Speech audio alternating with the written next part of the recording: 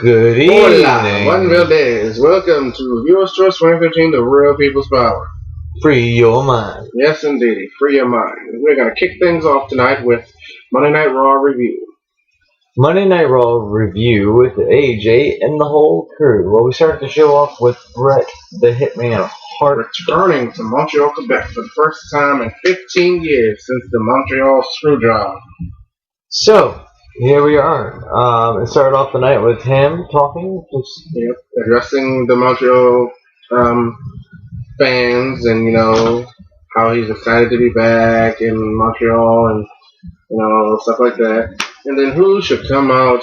Then WWE Champion CM Punk. to run his mouth and disrespect everybody. Exactly, that's exactly right. He goes around talking about, respect me, respect this, respect that. And yet you're the one coming out there disrespecting Hall of Famers. Hall of Famers. Your fellow champions. Everybody. You have no room or right to demand respect from somebody when you can't even show them the same respect. Yeah, he's a hypocrite. He's a douchebag. That's plain and simple. That's all he is, a fucking douchebag. So, of course, they went back and forth, and that was in the And then, fan Raw active. CM Punk will be in action tonight. His opponent will be decided by us, the WWE Universe, via Twitter. Boring. So, choice why one. do people go through all this Twitter shit? I don't know, Twitter is so retarded. But Hashtag boring. Brodus Clay, Jerry Lawler, and Randy Orton. The results will come later. The first match of the night was World Tag Team Champions Kofi Kingston and R-Truth taking on the team of Intercontinental Champion The Miz and United States Champion Antonio Cesaro. It was what would they call it? An all champions tag team match. Right. And tag team champs came out on top. Right on. Second match of the night, CM Punk versus whoever the universe chose. And the universe selected the Viper Randy Orton. The Apex Predator. Now, their match was going good. The match was back and forth. And when Randy was about to end it, out comes Dolph Ziggler. Of course Ziggler comes out. They both get a power slam from Randy Orton. And then an all-out brawl ensues, which included Jerry the King Lawler, who came to Randy Orton's aid, which led to General Manager AJ turning it into a 2-on-2 tag team match. Orton and Jerry Lawler versus CM Punk and Dolph Ziggler. So during this match, CM Punk and CM Punk and Ziggler had a lot of the upper hand because King got tagged in and King was being basically mauled. And then King tagged in Orton. That's when things got extreme. Orton was cleaning house, and then Mr. Paul Heyman comes out to ringside and talks to and CM Punk have a conversation about going to a restaurant, whether there's any good food joints in Montreal. Wow. Really? And you're the WWE Champion. And at the same time, who received an RKO? Dolph Ziggler. And then the 1, 2, 3. Randy Orton and Jerry the King Lawler were victorious. Following, third match of the night was Ryback taking on Heath Slater. And there's, no other outcome other than Ryback whooping his ass. That's funny. Yes, it was. Fourth match of the night, AJ decides to make Kane and Daniel Bryan a tag team so they can work out their differences, become buddy. Woo! Yes. And who should she put them against? But the number one contenders for the tag championships. Primetime Fairies. So, as AJ stated, the Primetime Fairies hadn't defeated all the tag teams in the division, so they had to put up their number one contendership against Kane and Daniel Bryan. Now, during the match, Kane was trying to, actually work as partners. Daniel Bryan would not tag Kane in. So Kane forced the tag, beat down on Darren Young, and then as he was about to nail him with a choke slam, actually, No, he nailed him with one. yeah, he nailed him with a choke slam, and then Daniel Bryan tagged himself in. Kane got pissed off, choke slammed Daniel Bryan onto Darren Young, and your new number one contenders for the World Tag Team Championships are Kane and Daniel Bryan. Or Daniel Bryan and Kane. Or Well, they fought about that afterwards. yeah, that was kind of funny. And then they were laughing. Because he was like, hey, but I got, he was like, hey, I choked him. He goes, hey, but I got the pin and the victory. He goes, yeah, but I set you up. So, at one point during the night, Jerry Lawler collapsed at ringside. Not part of the show, people. Was not part of the show at all. He passed out, and he was taken to the backstage area to get CPR and stuff like that. He was taken to a hospital where last we heard he was breathing on his own. He was responding to like lights and movement and stuff like that, and he was waiting on a CAT scan. So we hope King, King gets better and everything. And from this point on, they decided not to do commentating for the rest of the night as a respect for Jerry.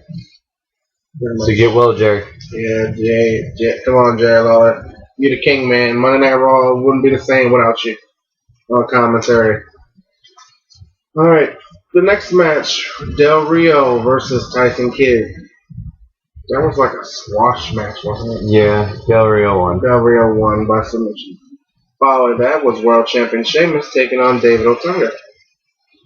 Now, Sheamus, of course, whooped his ass, so that's a given. He beat him with the Irish Clover. The Irish Clover, yes. And then after the match, he delivers a massive Brogue kick to David Otunga, which then led not only AJ, but SmackDown General Manager Booker T to come out. Booker T says to him that if you use the Brogue kick on anyone, anytime, anywhere, you will be stripped of the World Heavyweight Championship. This is bullshit to me. Because this means, hey, y'all should strip away everyone's finishing moves. That could be considered devastating. I don't know, pedigree, RKO, tombstone, chokeslam, pump kick. Zigzag. That's considered devastating. GTS. Stone Cold Stunner. Why don't you ban that? The World Punch. What? The WMHD. The WMD? The WMD. Weapon of Mass Destruction? Yeah. What the hell did you say? The Punch. World Punch? That's what you said? Wow, Punch. Really? Well, Brady, how about you ban the super kick? Sweet Chin Music, Ban that too. Oh, Booker T, ban your scissors kick. Yeah, that's just a modified version of the Brogue kick anyway. Except with the Brogue kick. We're just making a point. This is just a way for you to try to knock something off of Sheamus' repertoire, so Del Rio has a better chance of winning the title because he knows he can't win it if Sheamus has that Brogue kick. So, and I bet you Ricardo Rodriguez is not even hurt. Yeah, I bet he's faking like that a little shit. Bitch. And that was show on Sunday night.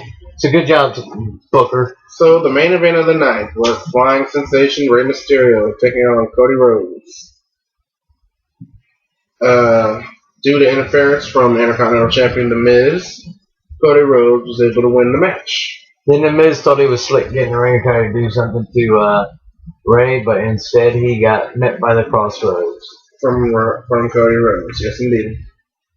Now, the final portion of the night was the most quote-unquote anticipated interview from Bret Hart to John Cena.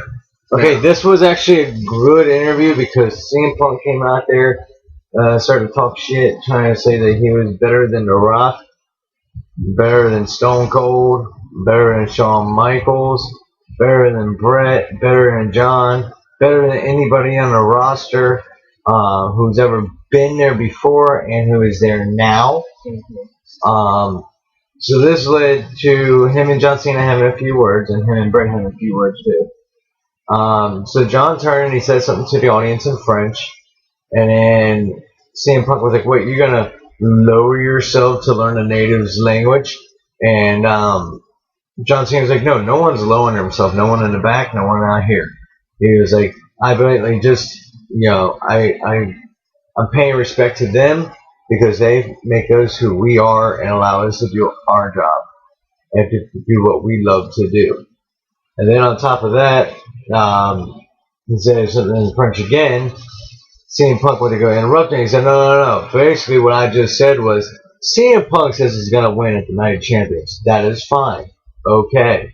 But I'm just going to say, I'm going to whip his ass. Well, the exact words was, I'm going to whip his bitch ass.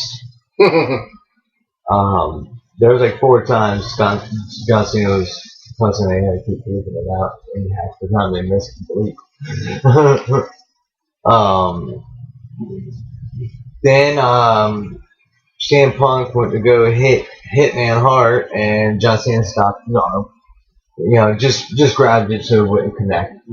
CM Punk like backed up at first, and then he was like coming up towards Cena, so Cena's like standing there like, "What? Yeah, I'm right here."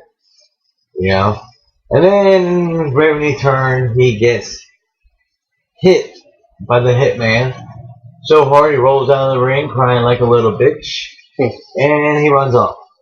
And then the show ended with Michael Cole addressing the universe again about the condition of there. So that's your Monday Night Review.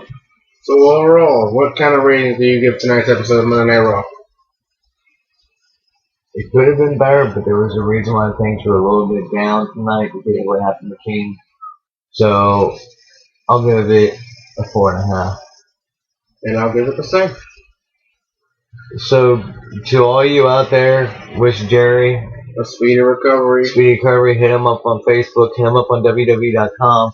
Twitter, whatever. Send your wishes out. To get well. And hopefully see Jerry back soon. Yep. So this wraps up our Monday Night Raw review for tonight. We'll be back with people watching it in the news. See you right there.